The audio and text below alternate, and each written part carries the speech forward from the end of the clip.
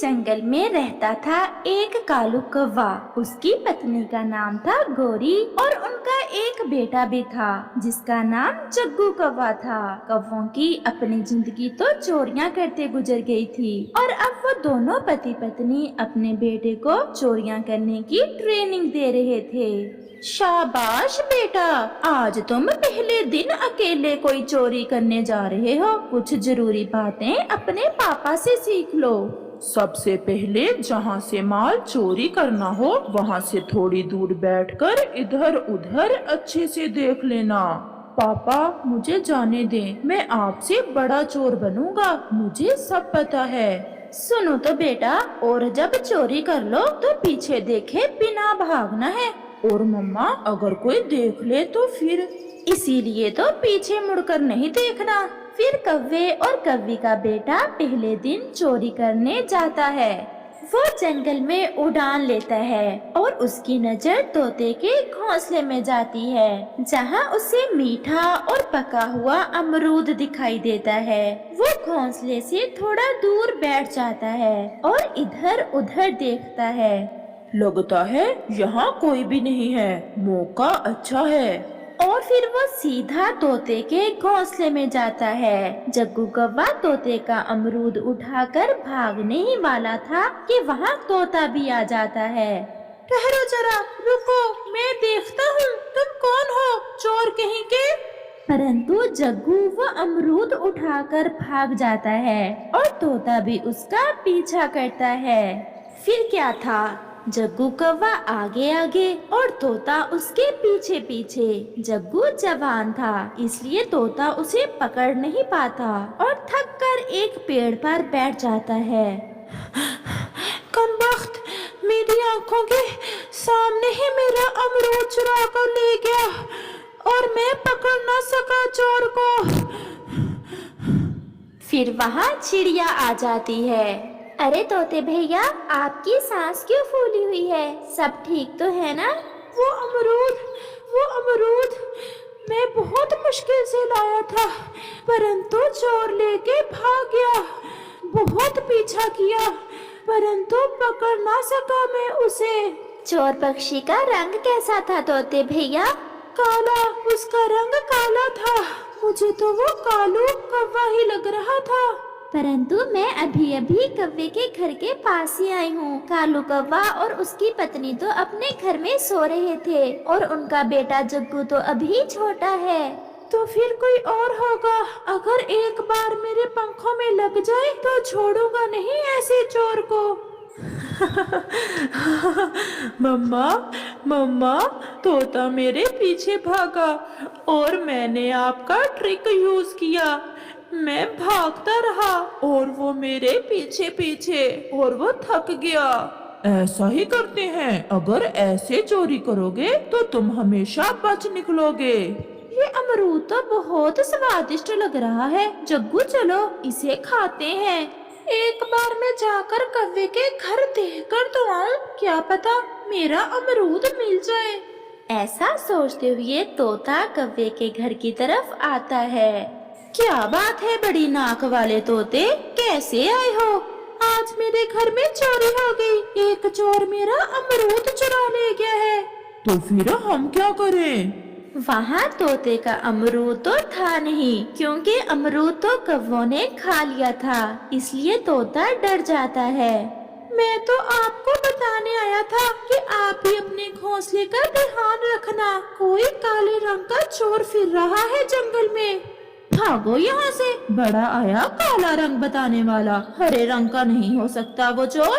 तोता कौवों से डरते वहाँ से चला जाता है। जंगल में रात भी हो जाती है। जग्गू कौवे के मम्मा और पापा सो जाते हैं। आज रात कोई बड़ी चोरी करके क्यों ना मम्मा पापा को सरप्राइज दूं। मैं आज रात चिड़िया के घर जाता हूँ और उसका सारा भोजन उठा लाता हूँ जो उसने बादशाह के लिए जमा कर रखा है। ऐसा सोचते हुए जग्गू कौवा अपने घर से निकलता है। वो खिड़की में से चिड़िया के घर में देखता है तो मम्मा की पक्की दुश्मन चिड़िया आंटी सो रही है। मैं आज चिड़िया आंटी का सारा ही भोजन चुरा लूंगा। फिर जग्गू चिड़िया के घर में जाता है। वो चिड़िया का सारा ही भोजन उठाकर एक साथ रखता है और उसे बांधकर वहाँ से भाग जाता है। सुबह हो जाती है और चिड़िया की जब आंख खुलती है तो अपने घर में भोजन ना देख वो रोने लग जाती है। मेरा भोजन कोई चोर मेरा सारा ही भोजन चुरा ले गया। जालम ने एक दाना भी नहीं छोड़ा। कितनी मुश्किल से वो भोजन मैंने बारिशों के लिए जमा कर रखा था। मैं जाकर कबूतर भैया को बताती हूँ। अरे भोजन कहाँ से आ गया हमारे घर में? गौरी, कहीं तुमने तो नहीं चुराया किसी का? इतना भोजन कहाँ से आ सकता है? जग्गू कौवा जो रात जागता रहा था अभी तक सोया हुआ था। जग्गू उठो उठो जग्गू। जग्गू कौवा भी उठ जाता है। जग्गू, ये इतना भोजन कहाँ से आया? मम्मा मम्मा, जब रात आप सोए थे तो मैं चिड़िया आंटी के घर से चुरा कर लाया था। ओ तेरी, तुम तो जग्गू हमसे भी बड़े चोर बन गए हो। आज तुमने साबित कर दिया है कि तुम हमसे बड़े चोर हो। ये भोजन ज्यादा है, मैं इसे कहीं छुपा देती हूँ। अगर चिड़िया यहाँ आ गई तो उसे पता चल जाएगा। फिर गौरी कव्वी उस भोजन में से कुछ भोजन लेकर छुपाने चली जाती है। मेरे ख्याल में ये काम कौवों के अलावा और कोई नहीं कर सकता। कबूतर भैया, मैं तो सोई हुई थी। हम कैसे कौवों पर इल्जाम लगा सकते हैं? हमने देखा भी तो नहीं है कौवों को चोरी करते हुए। गौरी कव्वी भी चोरी किया हुआ भोजन छुपाकर चिड़िया और कबूतर के पास आ जाती है। चिड़िया, क्या हुआ? क्यों ऐसे रो रही हो? चिड़िया रोए ना तो और क्या करे? कोई चोर आज रात चिड़िया का सारा भोजन चुरा ले गया है। मेरी किसी से क्या दुश्मनी? फिर उस चोर ने मेरा घर ही क्यों चुना? मैं तो अपनी माँ के पास गई हुई थी। होगा कोई चोर, मुझे क्या पता। ऐसा कहते हुए गौरी कव्वी वहाँ से चली जाती है। पेट देखा था इसका, खा खा कर कैसे फूला हुआ था। मुझे तो इसी पर शक है, या फिर इसका पति कालू कौवा। इनके अलावा हमारे जंगल में कौन चोरी कर सकता है? ऐसे ही कुछ दिन गुजर जाते हैं और फिर एक दिन जंगल में चील के बेटे की शादी थी। सभी पक्षी शादी में चील की दावत खाने आए हुए थे। कालू जी, देखें तो चील के पास कितने सुंदर सुंदर कंगन हैं और एक तुम हो कि कभी मुझे कोई ऐसा गहना नहीं लेकर दिया। ये कंगन बहुत कीमती हैं। इतने पैसे मेरे पास नहीं कि मैं तुम्हें ऐसे कंगन लेकर दे सकूं। जग्गू बेटा अपने मम्मा पापा की बातें सुन रहा था, क्योंकि उसने नई नई चोरियां शुरू की थी, इसलिए उसे तो ऐसे काम करने में बहुत मजा आ रहा था। और फिर जब शाम को कौवा और कव्वी अपने घर जाते हैं तो जग्गू अपनी मम्मा से कहता है, मम्मा मम्मा, आज रात मुझे अपने दोस्त से मिलने जाना है। दोस्त से मिलने जाना है या कोई नई चोरी करने? मेरा बेटा तो अब बड़ा चोर बन गया है। नहीं नहीं मम्मा, मुझे अपने दोस्त से मिलने जाना है, परंतु रात को घर से बाहर जाना मुझे कुछ ठीक नहीं लग रहा। पापा, आप भी तो कई बार घर से बाहर रहते हैं रात को।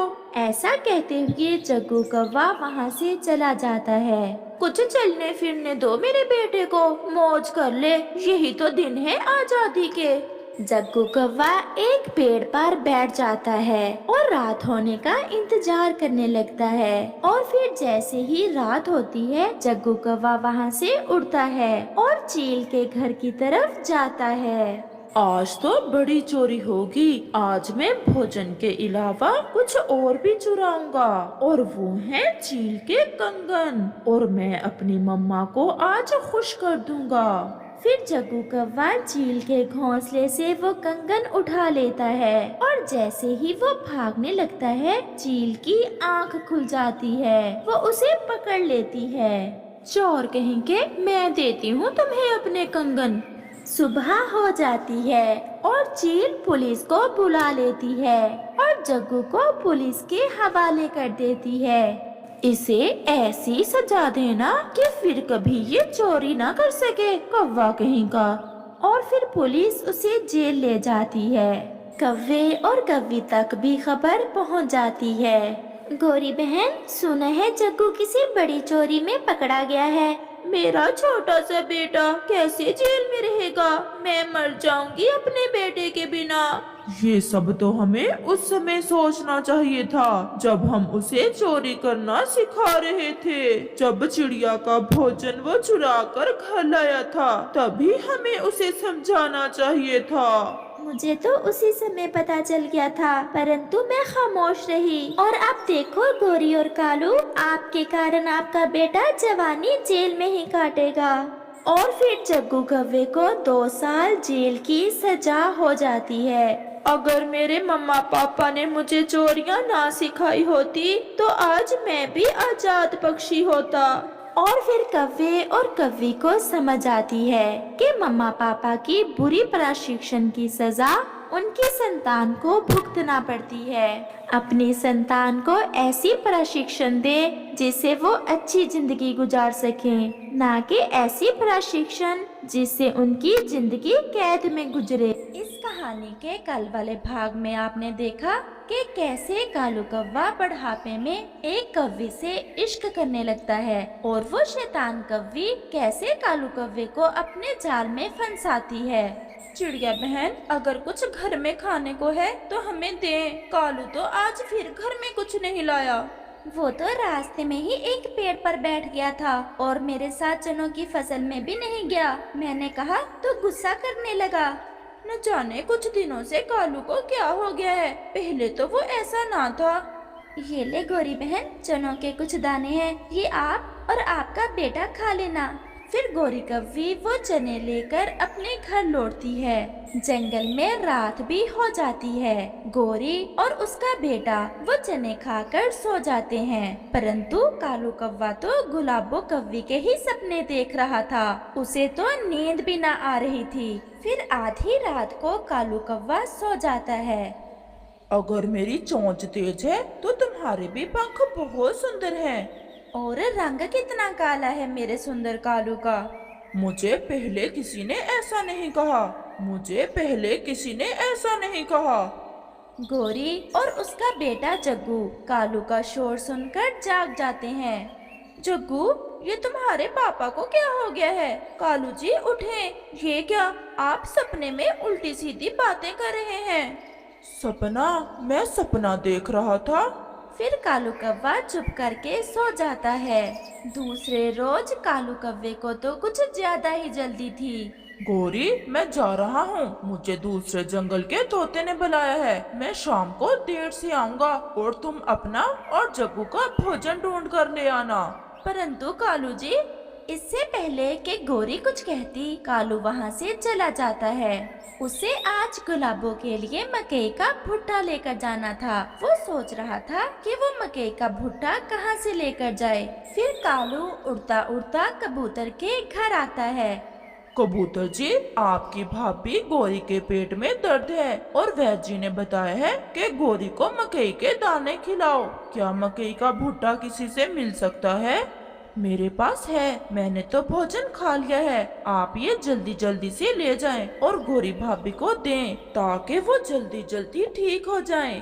कबूतर का ऐसा कहना था कि कालू तो कुछ सोचे बिना वो मकई का भुट्टा लेकर वहाँ से दौड़ता है। मेरे काले कालू जी, आज रात मैंने सपना देखा। मैंने देखा कि मेरा कालू और मैं झरने पर बैठे हुए मिठाई खा रहे हैं। मैं भी सारी रात सो नहीं पाया, आपको ही सपनों में देखता रहा हूँ। फिर तो फंस गया है कालू मेरे जाल में। क्या कहा गुलाबो? कुछ नहीं, मैंने कहा आप कितना ख्याल रखते हो मेरा। मैंने एक बार कहा और कैसे आप मेरे लिए मकई का भुट्टा ले आए। मैं तो पूरा खेत ही लाने वाला था। बस इतना ही काफी है। अब कल झरने पर बैठकर मिठाई खाएंगे, परंतु मिठाई मिलेगी कहाँ से? आपका कालू मिठाई का ढेर लगा देगा, कल तो आने दो। मेरे सुंदर कालू जी, थोड़ी ज्यादा ही ले आना। वो मेरा नौकर है ना, उसे भी मिठाई बहुत पसंद है। मैं ले आऊंगा। फिर कालू और गुलाबो ऐसे बैठे गप्पे लगाते रहते हैं। चलो चिड़िया, गोरी को देख कर आते हैं। बहुत दर्द हो रहा है गोरी के पेट में। कालू अभी अभी मुझसे मकई का भुट्टा लेकर गया है गोरी को देने के लिए। मुझे तो नहीं पता, जरा चलो तो जाकर देखते हैं। फिर कबूतर और चिड़िया गोरी के घर जाते हैं। गोरी उन्हें रास्ते में ही बैठी दिख जाती है। वो दोनों वहाँ जाते हैं। अब कैसी हो गोरी बहन? पेट का दर्द कुछ कम हुआ मकई खाने से? मुझे क्या हुआ है, मैं तो ठीक हूँ। मेरे पेट में तो दर्द नहीं था। ये सुनकर कबूतर और चिड़िया तो हैरान हो जाते हैं। फिर कालू ने झूठ क्यों बोला? क्या कह रहा था कालू? वो तो सुबह से तोते से मिलने दूसरे जंगल गया हुआ है। वो कबूतर से मकई का भुट्टा लेकर आया था तुम्हारा नाम लेकर, और कह रहा था कि गोरी के पेट में शदीद दर्द है। ये सुनकर गोरी तो सोच में पड़ जाती है। घर तो वो भोजन लेकर आता नहीं, फिर ये भोजन लेकर जाता कहाँ है? कबूतर और चिड़िया, मुझे तो कोई चक्कर लग रहा है। अगर ऐसा कुछ है तो गोरी बहन, कल हम सारा दिन नजर रखेंगे कालू पर और देखेंगे कि कालू रोज तरह तरह के भोजन लेकर कहाँ जाता है। फिर वो सब वहाँ से चले जाते हैं। अब शाम होने वाली है, अब आप जाएं, कहीं आपकी पत्नी को शक न हो जाए। मैं नहीं डरता अपनी पत्नी से, मुझे तो बस आपसे डर लगता है कि कहीं मुझे छोड़ ना देना। अभी तो शुरुआत है हमारे प्यार की, आगे आगे देखना कालू जी, मेरे गहरे काले कालू जी, कितना मजा आएगा जब हम मेरी माँ वाले जंगल जाएंगे। वहाँ जाकर दरिया पर ठंडे ठंडे पानी से नहाएंगे। फिर शादी कर ले हम, मुझसे अब तुमसे दूर नहीं रहा जाता। सारी रात नींद नहीं आती। इतनी भी क्या जल्दी है? मैं भगा दूं अपनी पहली पत्नी को, अगर आप कहें तो। ना ना, अभी ऐसा ना करना, अभी 2-4 दिन रुक जाओ, फिर मैं बताऊंगी तुम्हें जब उसे भगाना होगा। अच्छा, कल झरने पर बैठकर मिठाइयाँ खाएंगे और अपने प्यार को मीठा करेंगे। फिर तो मैं इतनी मिठाई ले आऊंगा, मेरी गुलाबों का जी भर जाएगा मिठाई से। ये तो कल ही देखेंगे। फिर कालू वहाँ से चला जाता है। गुलाबों का पति भी पीछे छुपा हुआ था। वो भी कालू को जाते देख आ जाता है। ज्यादा हंस हंस कर बातें ना किया करो उस बुढ़े कौवे से। वो बुढ़ा कल मिठाइयाँ लाएगा, मेरे लिए और मेरे नौकर के लिए भी। मिठाइयाँ खाने के लिए ही तो उस बुढ़े कौवे को उल्लू बनाया हुआ है हमने। अब 2-4 दिन में अगले शिकार पर निकल जाएंगे हम। ऐसा बुढ़ा पागल कहीं और से नहीं मिलेगा। अभी कुछ दिन और इसे उल्लू बनाते हैं, फिर चुपचाप यहाँ से अगले जंगल निकल जाएंगे। रात को कालू लेटा हुआ था। वो तो अपने परिवार से पूरी तरह बेखबर था। वो तो पागल हो चुका था। कालू जी, कितने दिन हो गए, अपने बेटे से भी प्यार नहीं किया आपने, क्या कोई परेशानी है? मुझे तंग न करो, पहले ही मेरे सर में दर्द है। कबूतर से मकई का भुट्टा किसके लिए मांग कर ले गए थे? तेरी माँ के लिए। चुप करती हो या लगाऊं एक? मैं तो चुप ही हूँ, परंतु मैं भी एक मम्मा कवि हूँ। मुझे सब पता है कि तुम इतने बहके बहके से क्यों रहते हो। कौन है वो? अगर इस घोंसले में कुछ दिन गुजारने हैं तो चुपचाप सो जाओ। गोरी कव्वी चुप कर जाती है और सो जाती है। जैसे ही सुबह होती है, कालू कौवा उठता है और कुछ बोले बिना घर से निकलता है। गोरी भी कालू के पीछे ही उड़ती है। कबूतर और चिड़िया भी गोरी के इंतजार में ही थे। वो भी गोरी के साथ कालू के पीछे जाते हैं। पक्षी जी, मुझे 1 किलो मिठाई दे दें, मेरे पास देने को कुछ नहीं है। मैं अपने ससुराल जा रहा हूँ, वापस लौटते समय मैं कीमत दे जाऊंगा मिठाई की। मैं उधार करता तो नहीं हूँ, परंतु कालू जी आप बुढ़े कौवे हो, मैं आपका विश्वास करता हूँ। फिर कालू जी वहाँ से मिठाइयाँ लेकर झरने की तरफ जाता है। मेरी गुलाबो, देखो तो लड्डू, ढेर सारे लड्डू लाया हूँ मैं आपके लिए। मेरा तेज चोंच वाला काला कौवा कैसे मेरी हर इच्छा पूरी करता है। और आज इस नौकर को क्यों साथ ले आई हैं आप? कहा था ना कि इसे मिठाइयाँ बहुत पसंद है, इसी शौक में मेरे साथ चला आया। कबूतर, गोरी कव्वी और चिड़िया भी वहाँ आ जाते हैं। तो इस मनहूस के लिए आजकल पागल बने फिरते हो? अपनी उम्र देखो और काम देखो। एक बेटा है इस कव्वे का और तुम कल की बच्ची। शर्म करो जो अपने पिता की उम्र के कव्वे से इश्क करती फिर रही हो तुम। चुप चुप कर जाओ, अगर मेरी गुलाबों को कुछ कहा तो जान से मार दूंगा। मेरी गुलाबो, शर्म करो, तुम्हारी बेटी जैसी है वो। और कव्वी बेटा, आपने भी ना सोचा ऐसी घटिया हरकत करते हुए। सब चुप करके मेरी बात सुनो, आपको सब पता चल जाएगा। आप बताएं कि इसकी उम्र है ऐसे इश्क लड़ाने की? पंखों में इसके जान नहीं है। और ये जो मेरे साथ है मेरा पति है, हमारा तो काम है ऐसे बुढ़े पागल कौवों को उल्लू बनाना। गुलाबो, ये आप क्या कह रही हैं अपने गहरे काले रंग वाले कालू से? चुप कर जा ओए बुड्ढे। और चिड़िया, मैं इस कव्वी आंटी से बात नहीं करूंगी, ये गुस्से में है। ये आपका बुढ़ा कौवा तो अपनी पत्नी को कब से घर से निकाल देता। मैं नहीं रोका इसे। नहीं विश्वास तो पूछ लो। बोल ओए बुढ़े आशिक। चलो पति जी चले, अब यहाँ खेल खत्म हुआ, किसी और को जाल में फंसाते हैं। ऐसे वो गुलाबो कव्वी वो मिठाइयाँ उठाती है और अपने पति के साथ चली जाती है। कालू जी चलो अब घर चले। सुबह का भूला अगर शाम को घर आ जाए तो उसे भूला नहीं कहते। आप सब मुझे माफ कर दें, मैं बहुत शर्मिंदा हूँ। मैं भूल गया था। अच्छा अब बस करो, चलो जग्गू घर में अकेला है। फिर कालू कव्वे को एहसास होता है कि अपने घर परिवार से जो प्यार मिलता है वो बिना किसी लालच के होता है और वो अपने परिवार से प्यार करने